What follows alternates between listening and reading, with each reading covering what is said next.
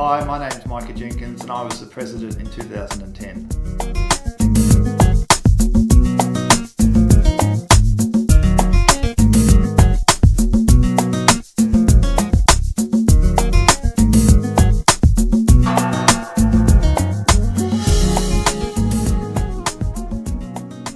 I came back to Newcastle in 2007 after being away overseas for 3 years, and I was basically starting my career journey again, and so I wanted to connect with people in Newcastle.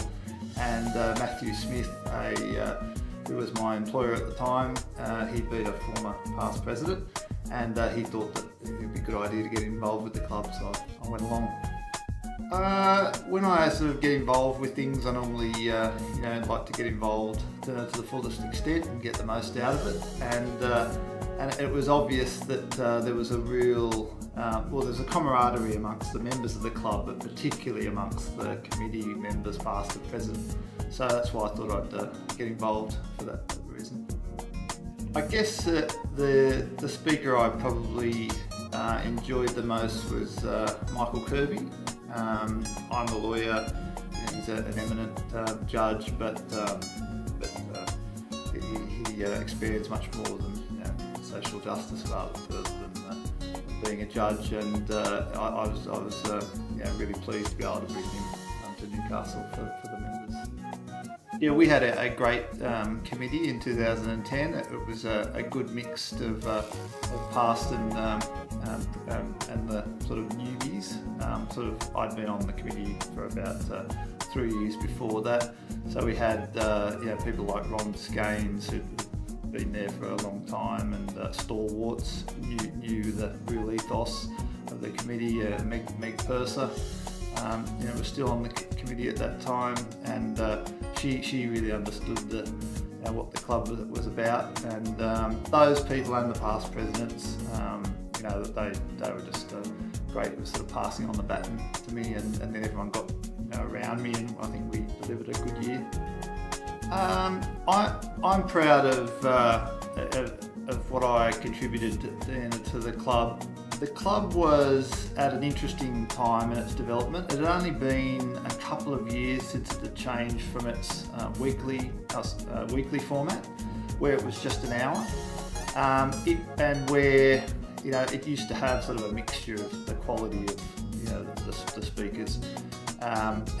We went to the monthly format, went to a 2-hour slot, which was a bit of a challenge, for members. It was a 2 or a 3-hour commitment, out of a day, a busy day, and work. Business life was becoming more and more hectic.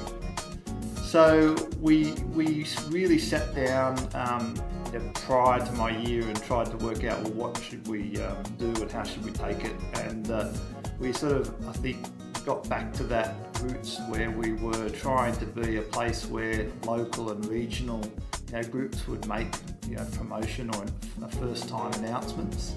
So we sort of locked down that format of having sort of a local speaker and then a more national or state sort of speaker to bring in new ideas. So we sort of locked down that format. So I was proud of that. It was an interesting time in sort of Newcastle's development. In 2010, we had a lot of the issues being kind of thrown around that seem to be being sort of resolved now. We had an eminent professor from Western Australia come to speak about light rail, and at that time, light rail wasn't really seriously being considered. It was the idea of ripping up the heavy rail was very much in discussion, and where we put buses along one of the corridors. So that it's fascinating to see where that's gone. We just sort of had some terrible sort of times with sort